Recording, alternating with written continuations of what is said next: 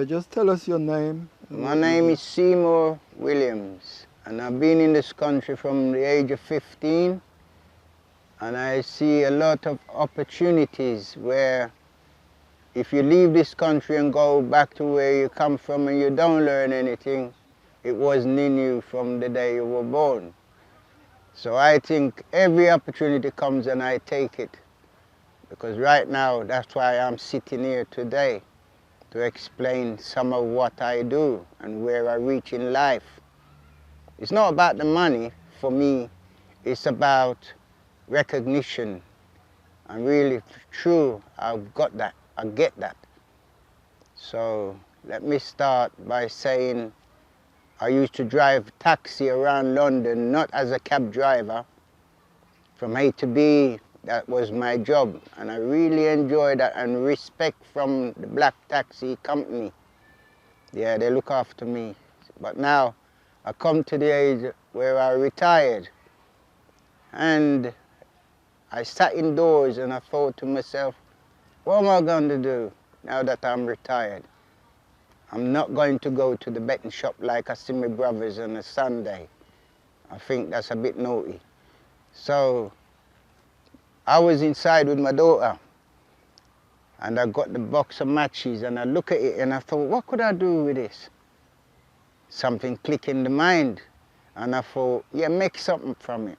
So I made something from it, but I didn't like it because of the material of the matchstick. And I looked for something else. I start with the toothpicks, and I make some things, and I really love it. So I went to the gallery called the Steps in Peckham, and I showed a guy that worked in there, and he was so excited.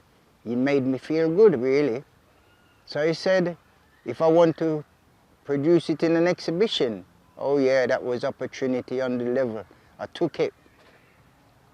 As far as I'm concerned, I won. They said to me, if you had just a few more votes, you would have won. I thought to myself, yeah, when these people tell you that, you win. I've done that 3 times. I've entered the competition, and that's what they keep saying to me, just a few more votes, you would have won. And then the people in there says to the last one, no, you won. Don't let them tell you any different. So I took my stuff, walked away, and I thought, I must try and have a gallery for myself. As an old man, some people will give up, but not me. He kicked me in the teeth, so carry on. I walked past Peckham one Sunday, and I saw them Saturday, and they were carving some stones. I come off the bus, and I went back to have a look. And the man said to me, have a go at this. So I said to him, I'm very busy, man. I wasn't busy, but I lied. So he forced me into carving the stone. I had the Saturday afternoon there. He said, come back on Sunday, because we're going to have a show there and prizes. I went back the Sunday, carved out the stone. They gave me the biggest stone, and I carved it. I won that competition, so I think my God was with me, guiding me on this journey, which I am at, why I'm here today. I say it again, why I'm here today. I've done one thing of Usain Bolt, where you see him on the telly going like this, and that really got them going. Oh yes, all wants to buy, one want to buy it from me for 250 quid. I said no. The other one wants to buy it for 300 quid. The reason is why I didn't sell it to them. I thought, if you offer that right here and you don't even know me, it's worth something. You will see this. As long as this program keeps running, you will see it one time. Come up and you see. I've got far in it. This is Usain Bolt, as you see on the telly. You remember this? So I made it in 2012, and I tried to find the man so he could sign it for me. But I've never seen him in the flesh. But you never know one day. But I have him. This I've done. This is my design. All of this, the frame, everything, I design it. I even got the holes in here, the diamonds. Right now, I wouldn't be able to do it again because I don't know how I done it. But I did it. The t-shirt on him, I could change the colors, sliding it in and out. But this is Usain Bolt, and I'm so proud of it. What did you make it out of? Wood, just wood, pieces of sticks. These patterns, I just cut one piece of pattern, and I just make all the patterns. It just come. I don't think I could do it again, but I've done it. Look at all the shapes in here. So you see, God bless me, like I said. He blessed me and blessed my hands.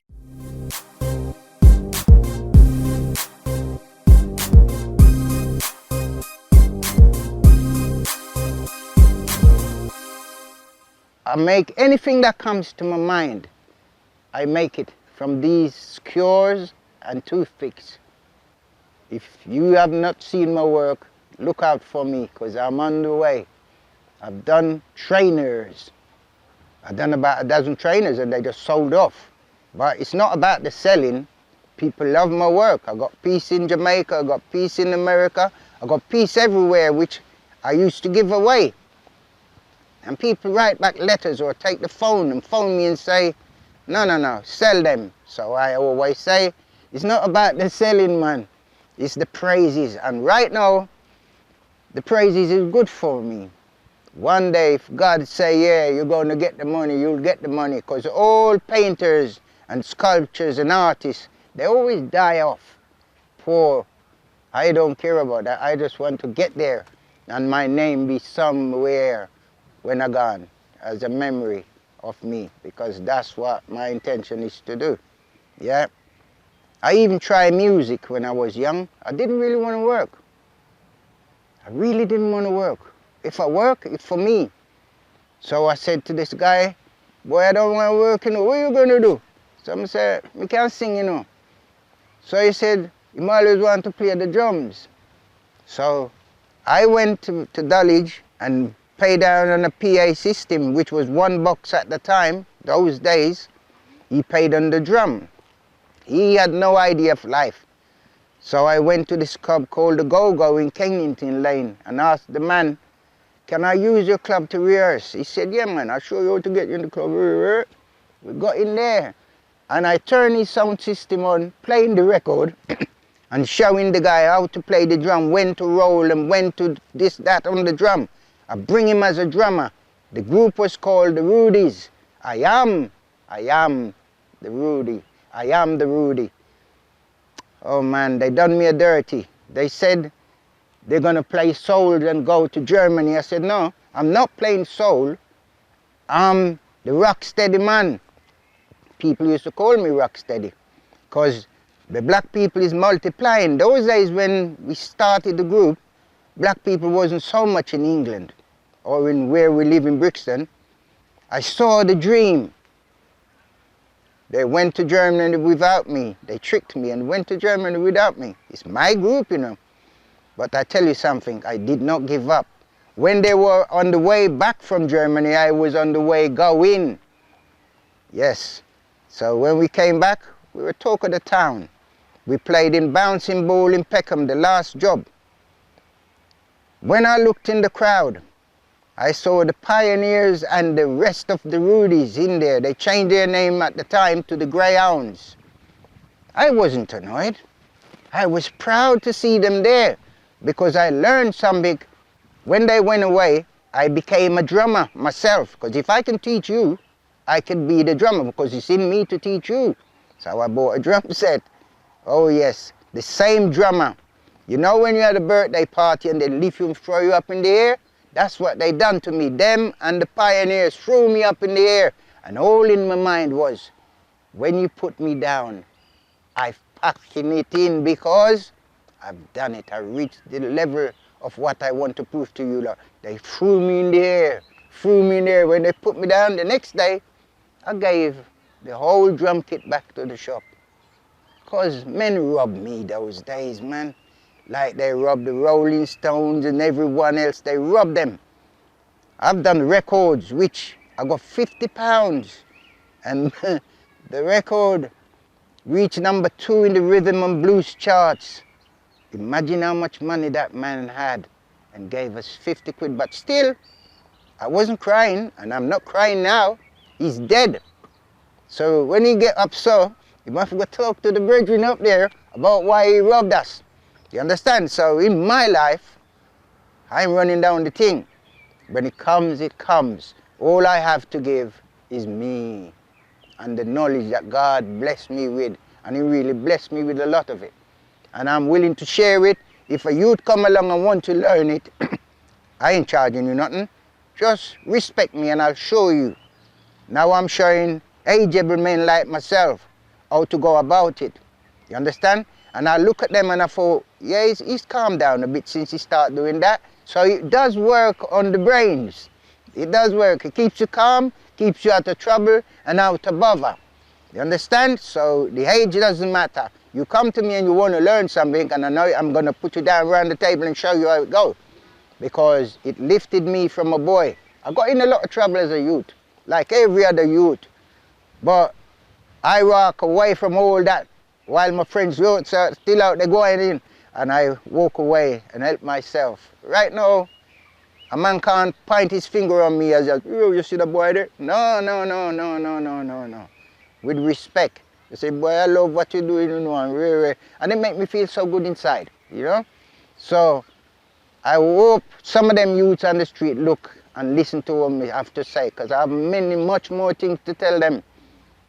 When you have a crew of people walking with you and getting you into bother, sometimes you can really look into yourself and walk away.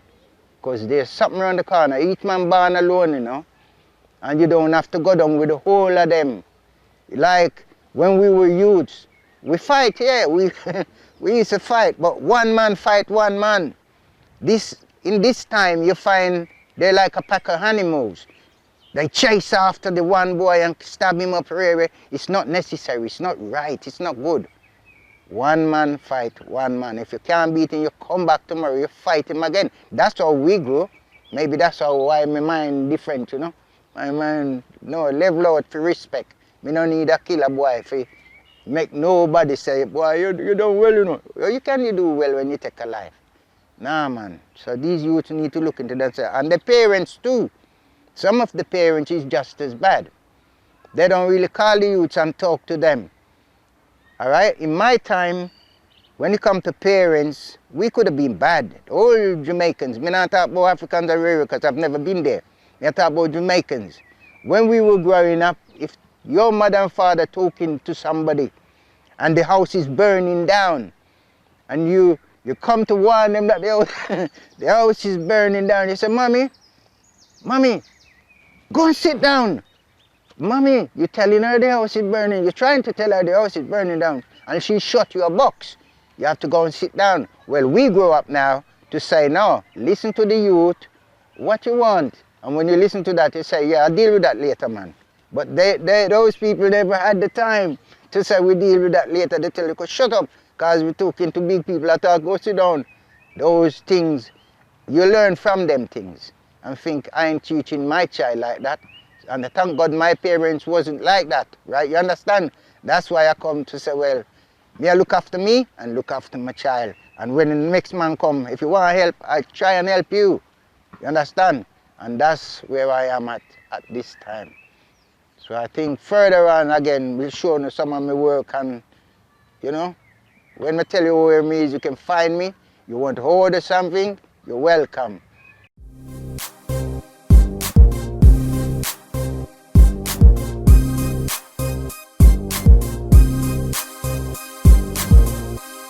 Right, tell us a little bit about your working at Jetstar and how you found out about your music. Back to the recording thing. When Palmer was Palmer, the record companies in Willesden, we done a song, the group done a song called Train to South Vietnam. I was sleeping the night and I woke up halfway through the sleep as if somebody was talking to me. So I wrote the song. The Vietnam War was on.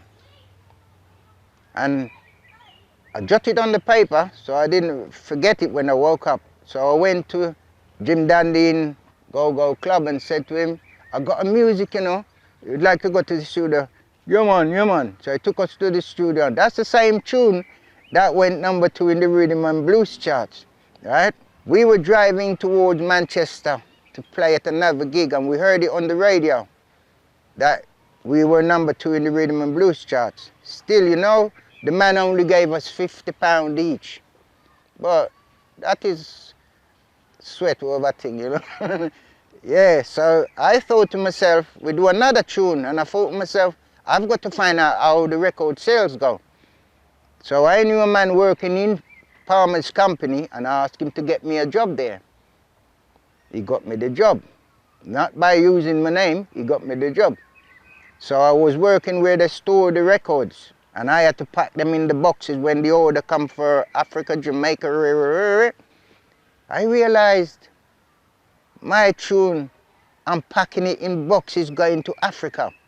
Now, if I'd walk into Palmer's office and say, Mr. P, how is my music going? I'm going to sit down as a yard man, you know, and say, boy, you know, I'm do too good, you know. You never get the chance to say that to me because me, I put them in the boxes. This tune I did was called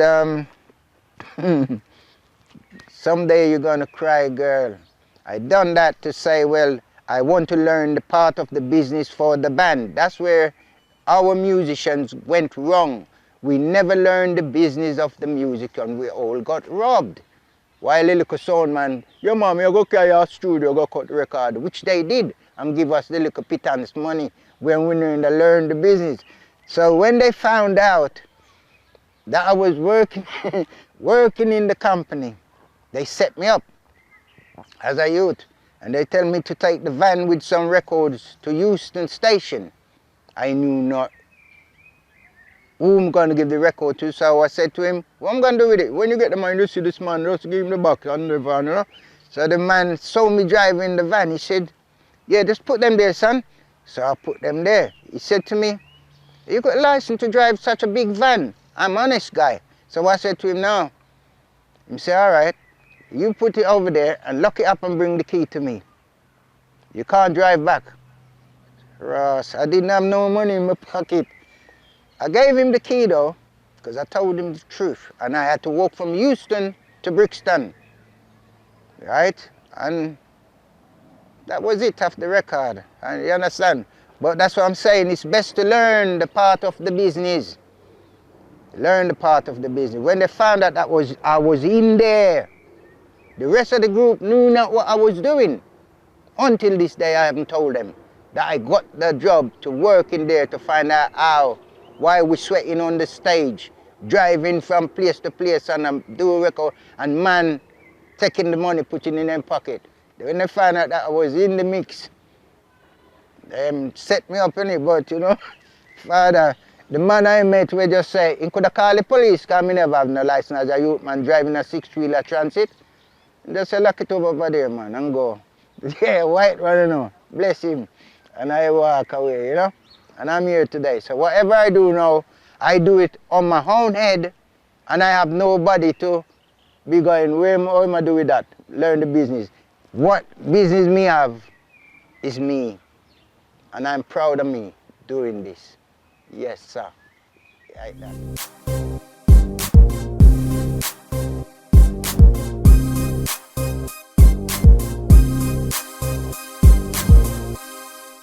All right, about the Sunday, when I saw the people carving the stones in Peckham, and I got off the bus, the man gave me the biggest stone, you know. I wasn't in a hurry to go anywhere. I lied to him. I didn't want to do it. Kind of shy. But I really carved the stone, and I see people coming around and bowing their head as if, yeah, that's all right, that's all right. Then all of a sudden, the people from the gallery came out and taking pictures of me. I thought, I must be doing the thing good. So I went back on the Sunday and do it. Then everybody down the tools. And they circle around me. I thought, what them want, you know? Yes, the man that was the foreman for the whole scene called me and said, come here, Seymour. I woke up beside him. and he hold my hand up and say, he's the winner. I still have the stone indoors. You get me? You know what we call it indoors? It's a stepping stone. Because if I never stopped to do that, probably would have slowed me back from doing what me I don't bring it out the street. You understand? But that, say, well, is a kick-off thing. First little move I made on the road with the stone, I come first. The one with the bolt was the second part of the program. When I go in there and I keep winning, but they keep saying, because of the color of the skin, oh, a few more votes you would have won. And then the white people kick off in there the night and say, no, no, you won. But they don't take no notice of that. I said to myself, you won't be seeing me in here again. And I've never been back in there. They come to my exhibitions though. They come and praise me. Because I knew where I was going. I want something for me, you know. And no man are going to take that from me. No, sir. So anyway, that is about my stepping stone. I started somewhere. You understand? Tell me a little bit about your art. What is it you use to do it, and what type of art you think it is, or would you reference it as? Well, in New Cross Gate, they have the learning center, the big library. When I made certain amount of pieces indoors, I thought to myself, if I went somewhere to an MP and they gave me a building and I'll teach free, whoever come along, I teach them free, but just give me the building. So I started looking for the MP. But then I realized the libraries know a lot of things, so they would give me the information. I walk in there and I said to the lady, do you know where Joan Raddock is, where I could get to her? She said, well, what is it about? I never realized they were all the same Labour Party people. So I said, I'm an artist and I'd like to ask her to get me a building and so to teach. I had a bag with me with some of my work in there. So I thought, show them the work. So I took it out, the bag, and showed them. They said, oh my God, you don't have to go anywhere. You can come right here. You can come right here. I said, what do you mean? He said, no, you can use this premises anytime you like. Oh, it's like heaven opened up for me, man. Then one of them said to me, black people don't really come in here. I said, that's no problem. I can put black people in here. So they said October, when it's Black History Month, you can have a show. Ooh, boy, my first show, I was sweating, running around, trying, and I put all the shelf along the wall. I filled it with work that I done indoors. Filled the shelves. People came in. But the thing with black people, I figured something out, how to get them in the building. Yeah, my brain, I tell you, my brains click. I thought, give them the food free and give them the drinks free. I ain't got money, but the Lord work it out. So she said, oh, the council will give you half of the drinks. I said, no. I will pay for my things. So I find the money for the drinks and the food. And there was 5 ladies that walk around with my missus, their brethren. I told them about it. Everybody bring a pot of food, their own cooking. Oh man, New Cross, eat and drink. Yeah, at mine and their expense. And we feel so proud. We done that 3 times. The last time we done the show, it was raining on the afternoon. I thought it's gonna be a washout. No. Because of the food and the drinks free, people come abundantly. Abundantly, it's like when you're in a party and it was packed. Well, I was enjoying. I've got a friend which I call Israelite. He's around here somewhere, but I don't know where to find him at this present time. And he preaches doctrines about Israelites and all that. It's his thing, innit? Nothing to do with me. But I've never heard these things before. So I said to him, young man, I'm going up the road and I'm having a show later on. Would you like to come up here and tell the black people what you're saying to me? Because I've never heard these kind of saying, you know, about Israelite and rare. He came. But I forgot to tell him, boy, you can't really say nothing about God and call the word God to these people. They're atheists. Because one day I was in the kitchen with them, and she said to me, who inspired you to do all this? Called me a black man, innit? So I said, the Father. What Father? I said, God. Oh, no, no, no, no, no. She said, we don't believe in him. I said, I'll tell you something. He's the greatest artist. Look at you. Who made you? And they didn't say nothing. I said, well, if he's the greatest artist, that's who inspired me, and that's who I follow. And I realized they didn't like the word God. She said it in front of me.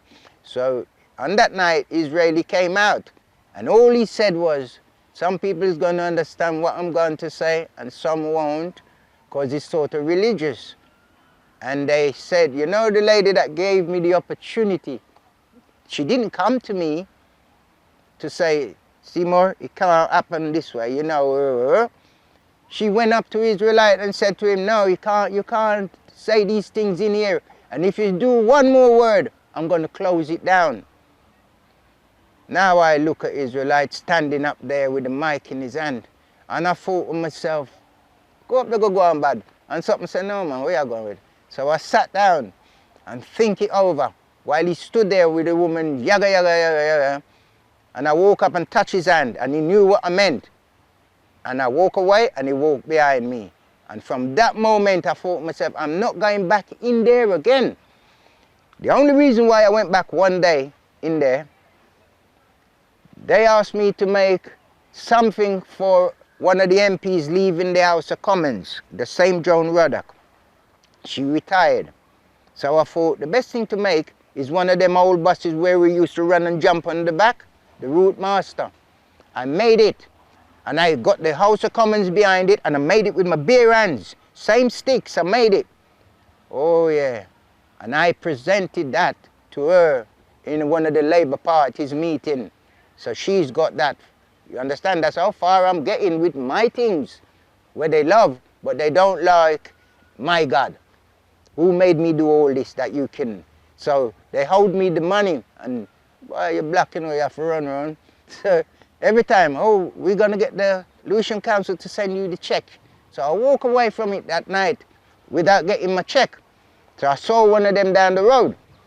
So I said, you tell your friend, don't let me come back up there, send the check to my account, because they told me that too many times that they send the check to my account. It's my account, and we must know if money in there. From the day I told her down there, don't let me come back up there, the check was in the account, and I let them go. So now I stand on my own feet, which I normally do anyway, you know. So I've been there, battered and bashed about. No more. No more, no more, no more. Russ. There's a time when I used to make the pictures, the artwork, in small frames. They're nice on the wall, but I make them now big, like to my 2-arm span, that if you have a mansion or a big house, you see it on the wall. So my work now is that massive. Yeah, I do eagles, I do trainers, anything you can think of. I got that on the frames. I make my own frames, I do all the spraying myself, and I make the artwork. So I thought to myself, sometimes you put a little picture on the wall, it's not good enough, so I make it big. So when you sit back and you sit here, you look on the wall, you see a massive thing. That's how I make them now. And I've really got them all wrapped up, and you'll see them as we go along. I don't know how far they will take me, but I need to take something to Jamaica, the land of my birth, that they can see something, leave there, do something that I can take back in there. I've got one piece in Jamaica already that went to the churches, and I won.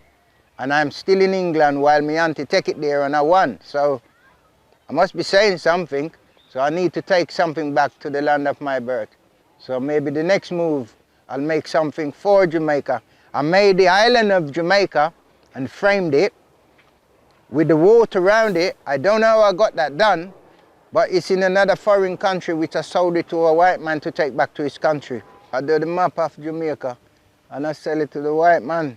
I really wasn't going to sell it to him when I look at it and see that I done it, you know. Yes, but I promised him and I sold it to him. The man go and he bring me a 80-year-old bottle of whiskey. He paid me some money and he gave me the bottle of whiskey. And the whiskey is worth more than the money he gave me. But it was the joy to let him take this back to his own country because he said he's going to put it in a school. That's another thing. Me traveling somewhere, me traveling, man. Me traveling with my work. Give thanks to the Father where the people they don't believe in, you know? Yeah. You can't drag me, curse me, but you can't take it out of me because God blessed me with it, ain't it? That's how me see it, you know? So I'm here to share it as well. Yeah. You're just a loving person, man. And when you're loving, God give you things. It's not a material thing, you know. It's in your hand them, and in your soul, and in your soul. And him really bless me. I thank him so much. Every day. You see like how his sun is shining, you know? Me warm. Yeah. Who do it? Yeah? No, man, I'm going to do this. It's a serious thing. Now I like to get far with my hard work. So when me dead, they remember me. Yeah, it's not about nothing, star. It's the truth. It's the truth. Because man, if a man give you £1 billion now, and you're dead, you can't even take 1 penny with you when you're gone down, innit? But if you do good, people will remember you. And you have your grandkids and your kids and where. It's good when they walk around and then call your name. Just the name. Just the name. Yeah, you're blessed that way, man, you know? Me's like that. So them are going to see me coming. I'm coming. No, the only way me stop is when God take me out and say, well, it's time to go rest. Yeah, you know, it's true. I love my work with me I go on with, man. It's the truth. It's the truth. Some of the pieces I've done. This is called Boy in the Hood. Boy in the Hood. Defending in things. Yeah. So anybody wants anything like these, you order it from me and I make it for you by these hands. Boy in the Hood. Another standard piece. What's it made out of? Well, I used to work in cars. I used to be a body man on the cars. And the body filler, one day I was sitting in the sun and the sun dries it fast. So I hold a piece of thing in my hand and start rubbing away. And I made a figure. And from there, this is the same material you used to repair the people's car and spray it same way. So it's a body filler. And it's heavy, it's weighty, and it lasts. Same as your car broke up and then you put it back together. Same thing. It's just my idea and it worked. It really worked. It worked. The eagle has landed. Like I said, I'm coming up. The eagle has landed. That's the smaller version of, there's another one, but this is the smaller version of the eagle has landed. The frames, done everything by hand. Yeah. So you got the bolt, Boy in the Hood, and the eagle has landed.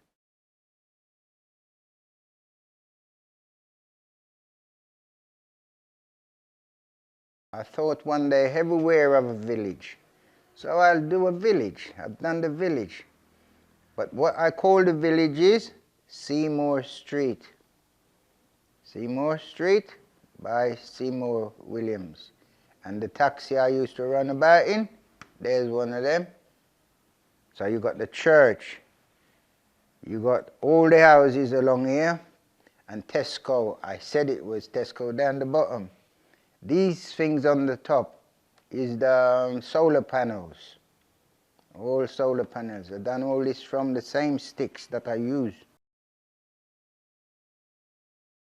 Elephants say him stronger than any man. Elephants say him stronger than all the fields of animals. So it take me an Israelite 2 weeks to do this one here. And this one I go buck down the whole of England, buck down Babylon, innit? Yes. Lion say, elephant come in. Right, so we done this one. And like I said today, we bring the size up. And this is the size you can have when you have your mansion, your big house, to put it on the wall when you sit back in the settee, you see something. It's right here. So this is called an elephant. Who don't know it? I come from Buckdown, Babylon. Yeah. You ever see horse eat grapes, some apples and pears?